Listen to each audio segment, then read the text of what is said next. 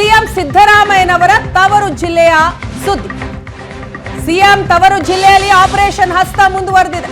ಬಿಜೆಪಿಗೆ ಎದುರೇಟು ಕೊಡೋದಕ್ಕೆ ಕಾಂಗ್ರೆಸ್ ಆಪರೇಷನ್ ಹಸ್ತ್ರ ಪ್ರಯೋಗ ಮಾಡಿದೆ. ಜಿಲ್ಲಾ ಪಂಚಾಯತ್ ಮಾಜಿ ಅಧ್ಯಕ್ಷ ಜೆಡಿಎಸ್ ದಲಿತ ಮುಖಂಡನಿಗೆ ಗಾಳ ಹಾಕಲಾಗಿದೆ.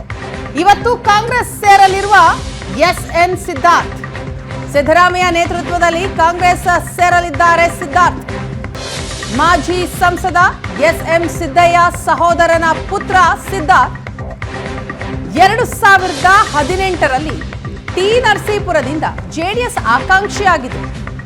ಇವತ್ತು ಸಿಎಂ ನೇತೃತ್ವದಲ್ಲಿ ಕಾಂಗ್ರೆಸ್ ಸೇರ್ಪಡೆಗೆ ತೀರ್ಮಾನವನ್ನ ಮಾಡಿದ್ದಾರೆ ಸಿದ್ಧಾರ್ಥ್.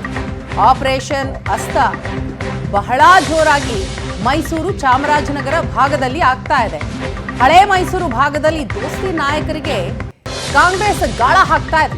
2018 ಟಿ ನರಸೀಪುರ ಕ್ಷೇತ್ರದಿಂದ ಜೆಡಿಎಸ್ ಆಕಾಂಕ್ಷಿಯಾಗಿದ್ದಂತಹ ಮಾಜಿ ಸಂಸದ ಎಸ್ಎಂ ಸಿದ್ದಯ್ಯ ಸಹೋದರನ ಪುತ್ರ ಸಿದ್ಧಾರ್ಥ್ ಈಗ ಕಾಂಗ್ರೆಸ್ ಪಾಳಯಕ್ಕೆ ಸೇರ್ಪಡೆ ಆಗೋದಕ್ಕೆ ಸಜ್ಜಾಗಿದ್ದಾರೆ. ಇವತ್ತು ಸೇರ್ಪಡೆ ಆಗಲಿದ್ದಾರೆ. ಹಳೆ ಮೈಸೂರು ಭಾಗದಲ್ಲಿ ದೋಸ್ತಿ ನಾಯಕರಿಗೇನೆ ಕಾಂಗ್ರೆಸ್ ಗಾಳ ಹಾಕ್ತಾ ಇದೆ.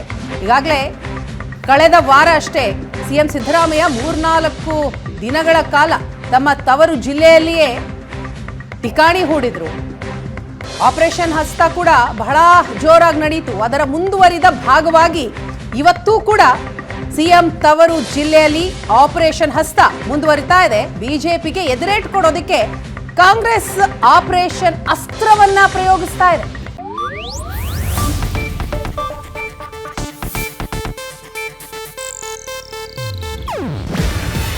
ಇದು ಏಷ್ಯಾನೆಟ್ ನ್ಯೂಸ್ ನೆಟ್ವರ್ಕ್ ಪ್ರಸ್ತುತಿ. ನೀವು ನೋಡ್ತಿದ್ದೀರಾ ಏಷ್ಯಾನೆಟ್ ಸುವರ್ಣ ನ್ಯೂಸ್.